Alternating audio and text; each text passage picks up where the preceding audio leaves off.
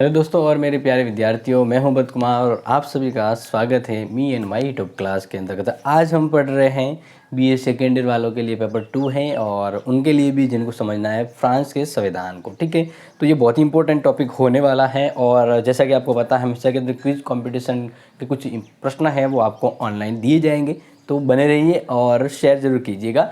तो हम बात करें फ्रांस के संविधान की, तो मैंने यहाँ पर लिखा है पंचम गणतंत्र संविधान की विशेषता का मतलब ये है, क्योंकि अगर आपने फर्स्ट पार्ट देखा हो तो आपको समझ में आ गया होगा कि फ्रांस के संविधान में काफ़ी बदलाव होते रहे और ये जो संविधान जिसको हम कह रहे हैं आज वर्तमान संविधान इनका जो है वो 5वां संविधान है। 5वां गणतंत्र वहाँ पे स्थापित हुआ, यानी 5 बार वहाँ पे शासन व्यवस्था बदली है और संविधान भी बदला है। इस तरह से पंचम गणतंत्र को कहेंगे हम। ठीक है, और पंचम गणतंत्र की स्थापना है वो 1958 में हुई थी। तो ये पंचम गणतंत्र संविधान की विशेषताओं को ही हम इस वीडियो में पढ़ रहे हैं। तो हम पढ़ेंगे पहली इंपॉर्टेंट विशेषता, और ध्यान रखिएगा एग्जाम में प्रश्न ये आएगा कि पंचम गणतंत्र की स्थापना फ्रांस में कब हुई थी। तो आपको ध्यान रखना 1958 आप प्रश्न आंसर लिखेंगे। तो बात करते हैं पहला, संविधान की विशेषता में पहला लिखना है संविधान में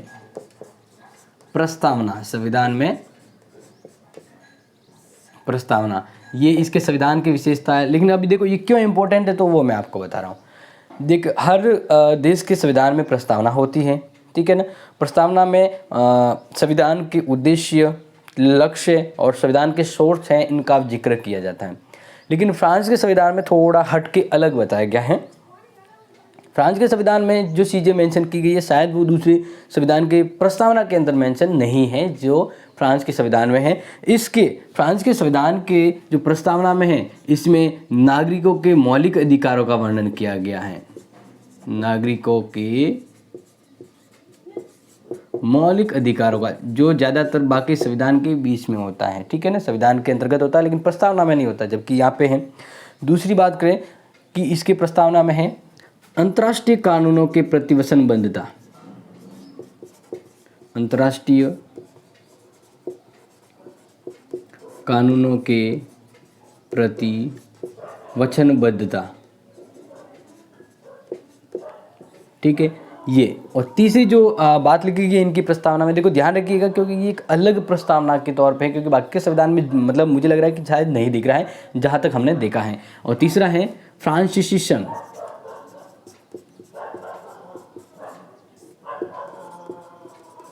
ठीक है, तो ये चीज़ आपको समझ में आ गई होगी। तो ये है संविधान में प्रस्तावना जो है, उन प्रस्तावना के अंतर्गत मूल उद्देश्य लक्ष्य को प्रकट न करते हुए ज़्यादातर मौलिक अधिकारों के बारे में बात कही गई है। जो मौलिक अधिकार हैं वो काफ़ी इंपॉर्टेंट हो जाते हैं और मौलिक अधिकार की बात होती है तो वो इनके प्रस्तावना में की जाती है। तो अब हम बात करते हैं इस फ्रांस के संविधान की, पंचम गणतंत्र संविधान की दूसरी महत्वपूर्ण विशेषता। पहले तो आपको समझ में आ गई होगी। दूसरी हम बात करें तो ध्यान रखिएगा, बहुत ही इंपॉर्टेंट विशेषता की हम जिक्र करेंगे। दूसरा है संकट काल का शिशु।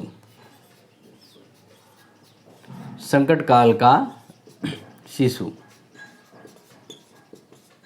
इसका मतलब ये होता है कि जो फ्रांस का संविधान है ना, जो पंचम गणतंत्र संविधान है, उस संविधान की ये विशेषता है कि ये जो संविधान है ना वह परिस्थितियों की वजह से मजबूर होकर बना है, इसलिए इस संविधान को संकट का शिशु कहा जाता है। क्यों? क्योंकि देखिए जो जिस तरह से संविधान बार बार बदल रहे थे और जो चतुर्थ गणतंत्र के बाद जो पंचम गणतंत्र आया उस समय काफ़ी अस्थिरता पैदा हो गई थी, यानी राजनीतिक अस्थिरता। जो हम ये बात करें कि फ्रांस का जो पंचम गणतंत्र संविधान बनने वाला था उससे पहले राजनीतिक अस्थिरता थी, ठीक है ना, संकट काल था और गृह युद्ध छिड़ने वाला था। तो उसको दबाए रखने के लिए मजबूरन उन्हें एक संविधान को बनाना पड़ा और इस तरह से ये पंचम गणतंत्र संविधान बना और डी गोल के नेतृत्व में इस संविधान को बनाया गया। तो इस तरह से हम कह सकते हैं कि ये जो संविधान है वह संकट काल की उपज है, संकट काल की उपज है, क्योंकि ये चीज़ें मैंने आपको पहले ही बता दी थी। क्योंकि फ्रांस के अंतर्गत राजनीतिक अस्थिरता हो गई थी, ठीक है ना, राजनीतिक अस्थिरता, गृह युद्ध हो गया था, या गृह युद्ध होने जो लगभग छोटे मोटे जो संकट हो रहे थे, गृह युद्ध होने वाला था, ठीक है ना, और बाकी और भी अव्यवस्थाएं थी जिसको समाधान करने के लिए ये पंचम गणतंत्र संविधान को बनाना पड़ा। इसलिए संकट काल का शिशु हम इसे कह सकते हैं, क्योंकि ऐसा मतलब कहता है ना कि इसकी पैदाइश कैसे है, ये संकट काल के दौरान पैदा हुआ है, ठीक है। अब बात करते हैं तीसरी इंपॉर्टेंट विशेषता, निर्मित विशेषता का ध्यान रखिएगा। विशेषता है निर्मित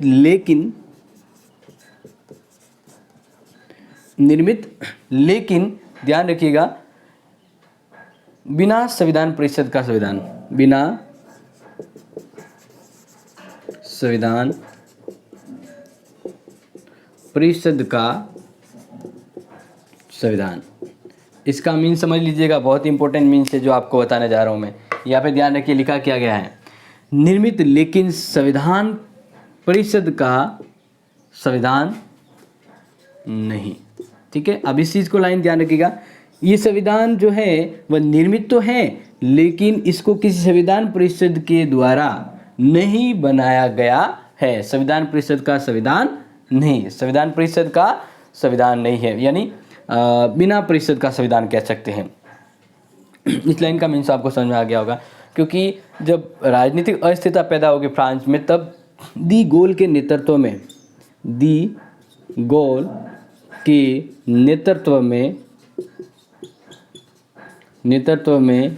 इनकी मंत्रिमंडल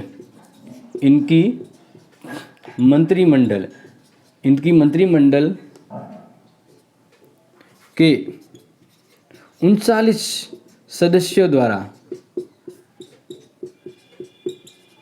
इसका निर्माण किया गया था। किसका निर्माण किया गया था? फ्रांस के संविधान का, पंचम गणतंत्र संविधान का निर्माण किया गया था। ये चीज़ इंपॉर्टेंट है और इसको आपको ध्यान में रखना है क्योंकि ये बहुत ज़रूरी होता। ओके, तो डियर आपको ये तो समझ में आ गया होगा जो फ्रांस का संविधान है, ठीक है ना, वो निर्मित है, लेकिन ये संविधान एक संविधान परिषद के द्वारा नहीं बनाया गया, यानी एक संविधान सभा के द्वारा, जैसे अपने भारत के संविधान को एक संविधान सभा के द्वारा बनाया गया था वैसे, ठीक है ना। और इनको बनाने के लिए दी गोल के नेतृत्व के मंत्रिपरिषद के द्वारा बनाया गया था। ये व्यापक जनमत या व्यापक जनता के समर्थन वाला संविधान भी नहीं कह सकते हैं। फिर चौथी विशेषता देखें, लिखित संविधान, यानी बिल्कुल ये संविधान है वो लिखित है, बिल्कुल इसको भले ही संविधान सभा ने लिखा लेकिन एक परिषद के ना होकर एक मंत्रिमंडल के द्वारा लिखा गया है। तो इसमें 95 तो धाराएं हैं और 15 अध्याय हैं। 15 क्या हैं? अध्याय हैं। और ये संविधान चतुर्थ गणतंत्र इनका जो था उससे शॉर्ट संविधान है।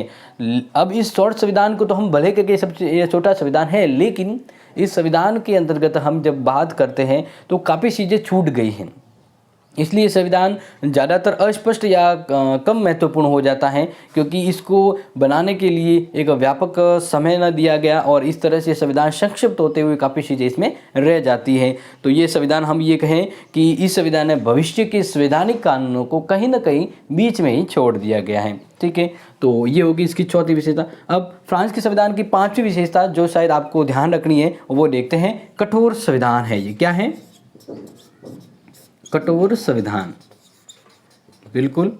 अब इसमें ध्यान रखिएगा, फ्रांस का संविधान है वो कठोर। देखो, कठोरता का मतलब मैंने पहले भी बताया था कि अगर संविधान में बदलाव करें और वह बदलाव अगर इजीली हो जाता है, ठीक है ना, तब तो लचीला संविधान कहा जाता है। और संविधान में बदलाव करना टफ होता है, कठिन होता है, तो उस संविधान को हम कहते हैं कठोर संविधान, ठीक है ना। और इस तरह से फ्रांस का जो संविधान है वह थोड़ा कठोर है। कठोर का मतलब ये है कि इनके संविधान में दो प्रकार का संशोधन होता है, दो तरह से होता है। एक तो राष्ट्रपति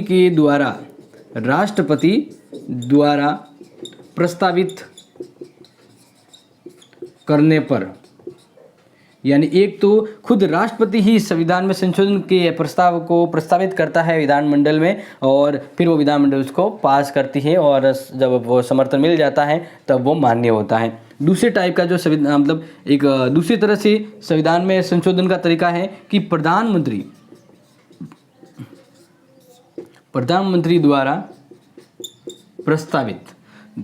दूसरा जो तरीका वो होता है कि खुद प्रधानमंत्री ही उस संविधान को प्रस्तावित करे और उसको अलग अलग ये जो अपने विधानमंडल है उसके द्वारा पारित होके और यहाँ पर वापस इसकी प्रस्ताव का स्वीकार होता है, उस पर वापस जनमत होता है विधानमंडल का, तो उसके द्वारा पारित होने के बाद राष्ट्रपति उस पर साइन करता है।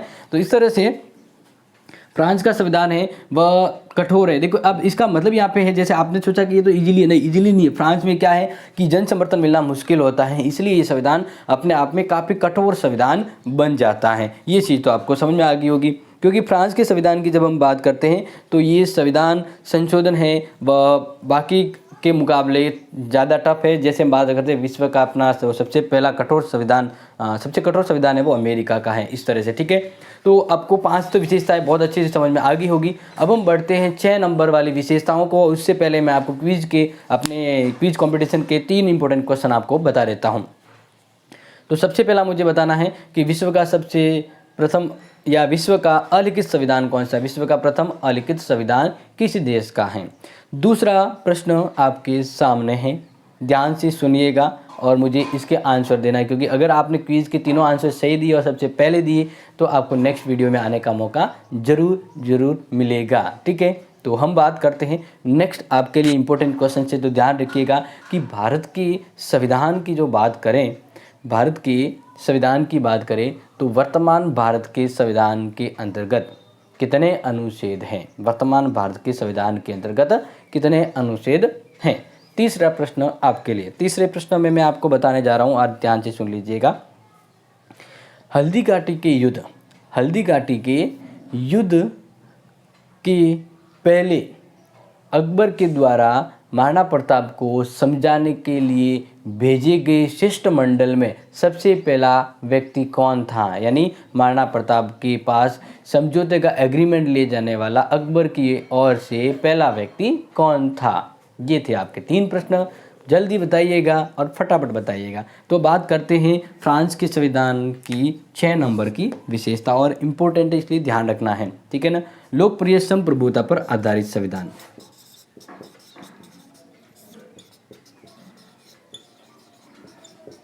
लोकप्रिय संप्रभुता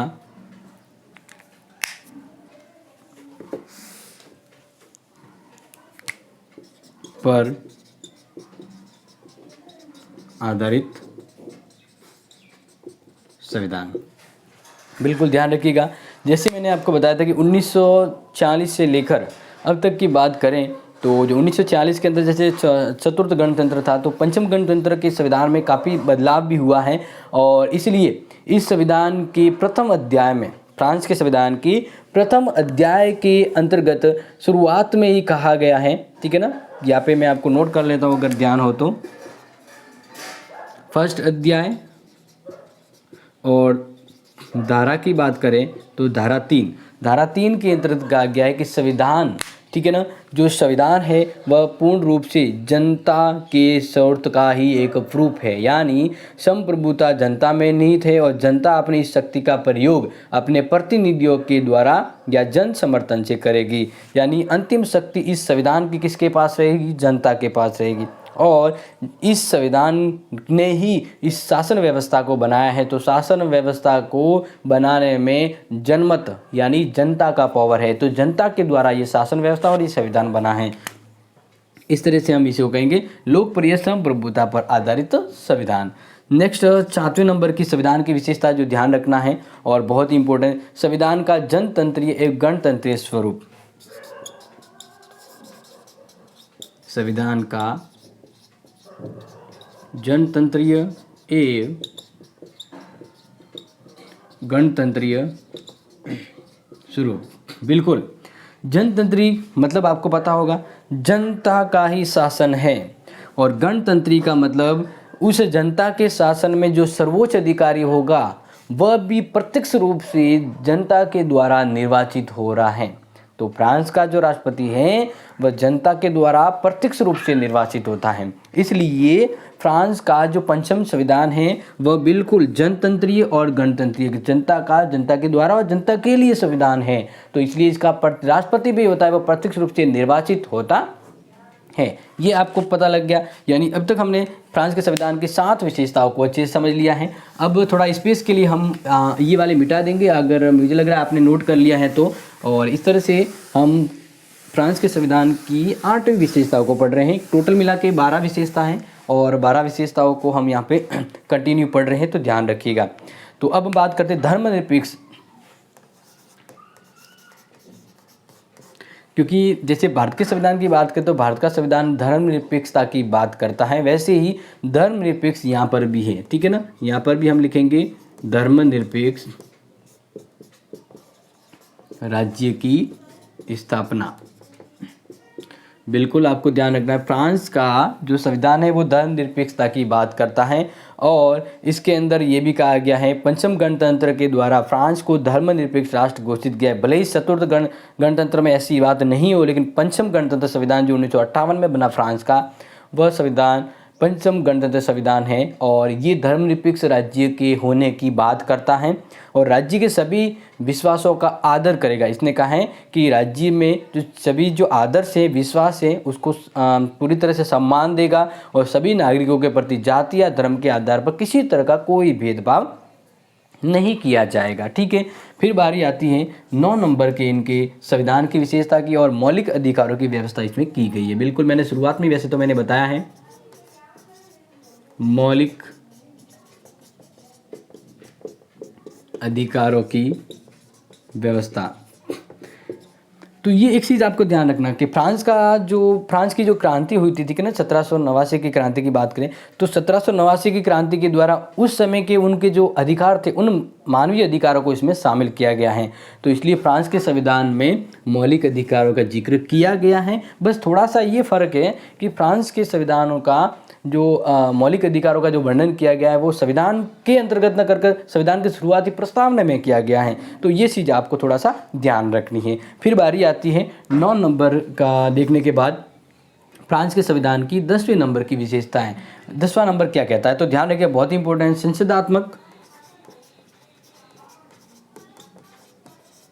संसदात्मक एवं दीक्षात्मक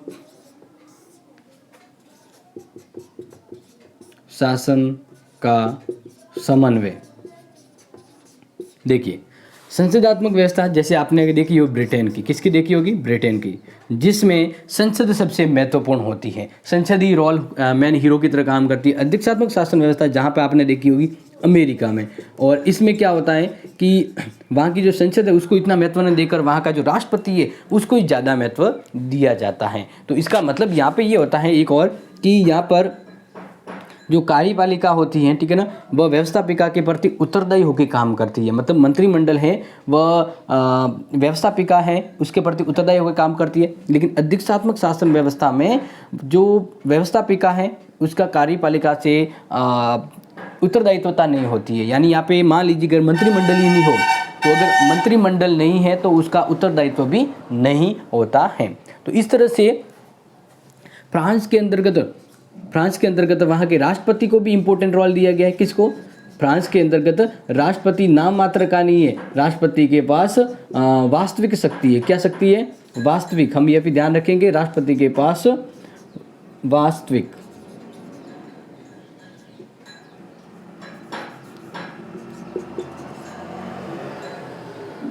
ये थोड़ा कंफ्यूज आ रहा है, कभी कभी ऐसा होता है कि नाम याद ही नहीं आए। ओके, आप देखिए फ्रांस की राष्ट्रपति के पास वास्तविक शक्ति है, वह प्रधानमंत्री मंत्रिपद को नियुक्त करता है, वहाँ की विधानमंडल को भंग कर सकता है, तो ये वास्तविक शक्ति उसके पास है।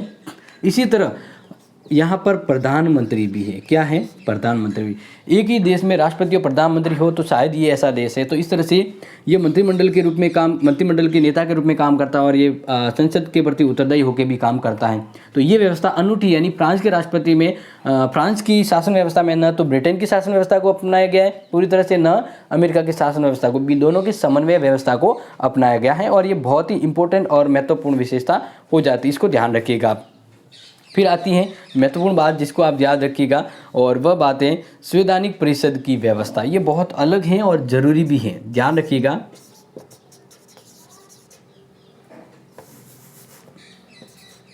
संवैधानिक